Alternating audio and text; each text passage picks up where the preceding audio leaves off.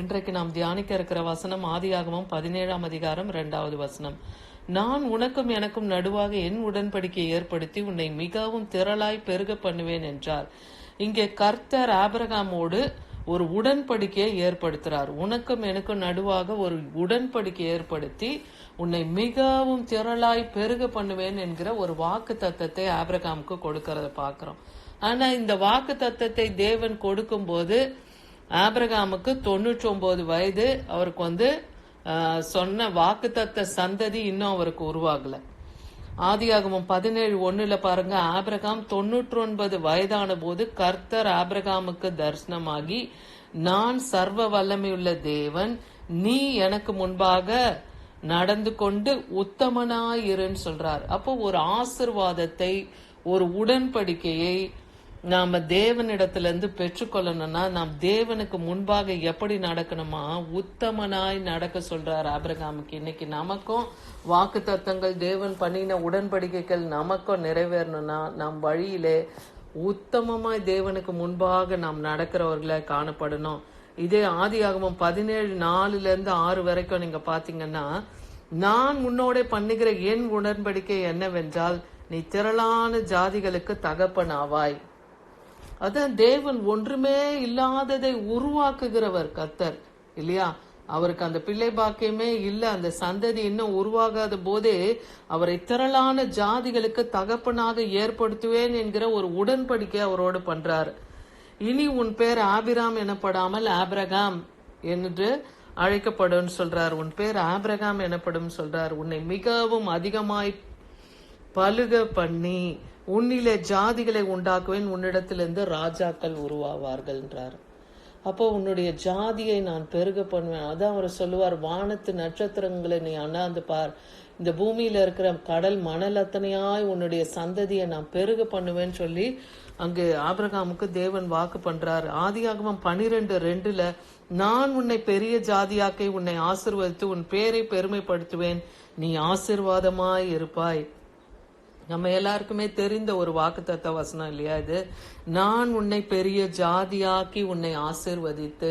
அப்போ தேவன் பெருகவே பெருக பண்ணுவேன். இன்னைக்கு நம்ம கூட அநேக வாக்குத்தத்தங்களை தேவன் கொடுத்திருக்கலாம், அநேக உடன்படிக்கைகளை நம்மோடு கூட தேவன் செய்திருக்கலாம்.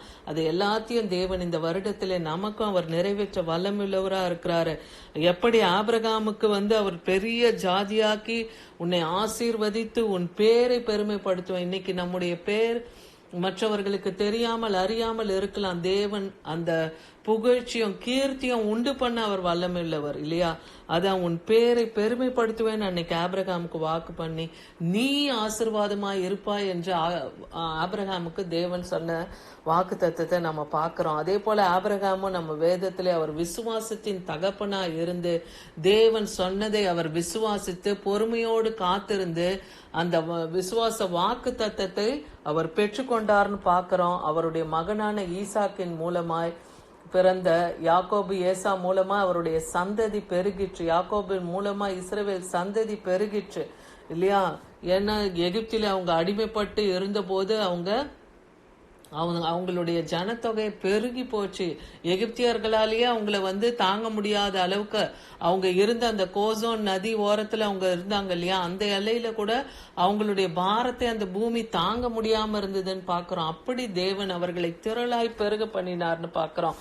ஆதியாகமம் 13ஆம் அதிகாரம் 14-16 வசனங்கள்ல பார்க்கும்போது தேவன் நமக்கு ஆசீர்வாதங்களை கொடுப்பார். கொடுக்கறதுக்கும் தேவன் சித்தம் வச்சிருப்பாரு. சில டைம் நமக்கு கால தாமதம் ஆகும். ஏன்னா நம்ம கூட சிலர் இருக்கிறதுனால அதை தேவன் கொடுக்காம கூட நமக்கு அதை வைத்திருக்கலாம். அதுதான் ஆபிரகாமுக்கும் ஒரு காரியம் நடக்குது. ஆபிரகாமோட அவர் சகோதரனுடைய குமாரன் லோத்து இருந்தார் கூடவே. அவர் எங்க போனாலும் அவர் பின்னாடியே போனாரு. அவர் கர்த்தர் அந்த பூமியை பகுத்து கொடுக்கும் போது கூட, இடங்களை அவர் பகுத்து கொடுக்கும் போது கூட இந்த லோத்து நல்ல இடத்த, செழிப்பான இடத்த, யோர்தானுக்கு அடுத்துள்ள இடத்த அவர் வாங்கிட்டாருன்னு நம்ம பாக்குறோம் இல்லையா? லோத்து ஆபிரகாமை விட்டு பிரிந்த பின்பு அப்ப கர்த்தர் இங்க ஒரு காரியத்தை வைக்கிறார். அந்த லோத்து ஆபிரகாமை விட்டு பிரியணுன்றதுக்காக தான் லோத்துக்கு ஒரு இடத்த காமிக்கிறார். உனக்கு எந்த இடம் வேணுமோ நீ அதை எடுத்துக்கொள்ளும் போது அவன் செழிப்பான இடமாகிய யோர்தானுக்கு அக்கறையில இருக்கிற இடத்த ஒரு வாங்கிக்கிறாரு பாக்குறோம்.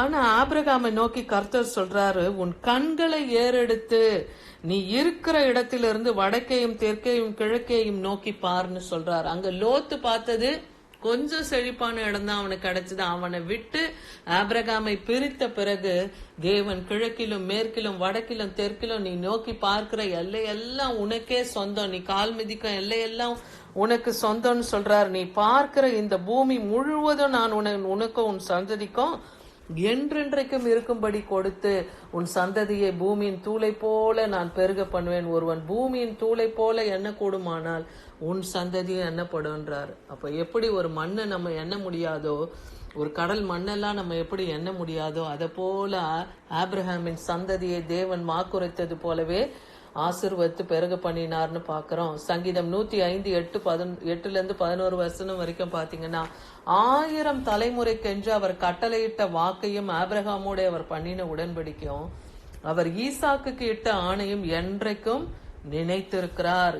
இப்ப இன்னைக்கு கூட நமக்கு தேவன் வாக்குத்தத்தம் உடன்படிக்கை கொடுத்து இன்னும் நிறைவேறாம இருக்குன்னு நம்ம நினைக்கலாம்.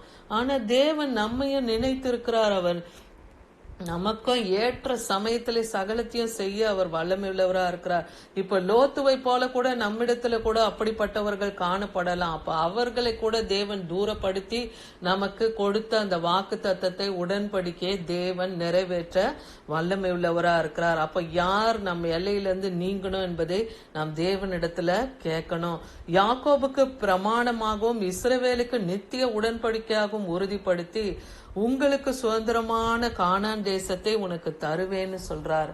அப்போ அந்த கானான் தேசத்தை அவர்களுக்கு சுதந்திரிக்க கொடுப்பேன்னு ஒரு வாக்கு பண்ணுகிறத நம்ம பாக்கிறோம். கலாத்தியர் 3:18 வசனத்துல 19 வசனத்துல நீங்க பாத்தீங்கன்னா, அன்றியும் சுதந்திரமானது நியாய பிரமாணத்தினாலே உண்டானால் அது வாக்கு தத்தத்தினாலே உண்டாயிராது.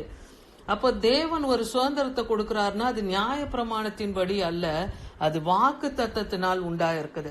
அததான் ஆபிரகாமுக்கு வாக்கு தத்தத்தினாலே அந்த சுதந்திரத்தை தேவன் அருளி செய்தார். 430 வருஷம் அவங்க அந்த எகிப்திலே அடிமைப்பட்டு நியாய பிரமாணத்துக்கு உட்பட்டவங்களா இருந்தாங்க. ஆனா கர்த்தர் அந்த நியாய பிரமாணத்தை தள்ளி வாக்கு தத்தம் வியர்த்தம் ஆகாதபடி காத்தார்னு வசனத்துல பாக்குறோம்.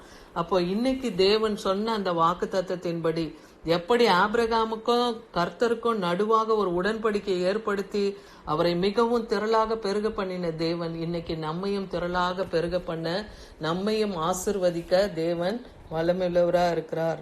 ஆமென்.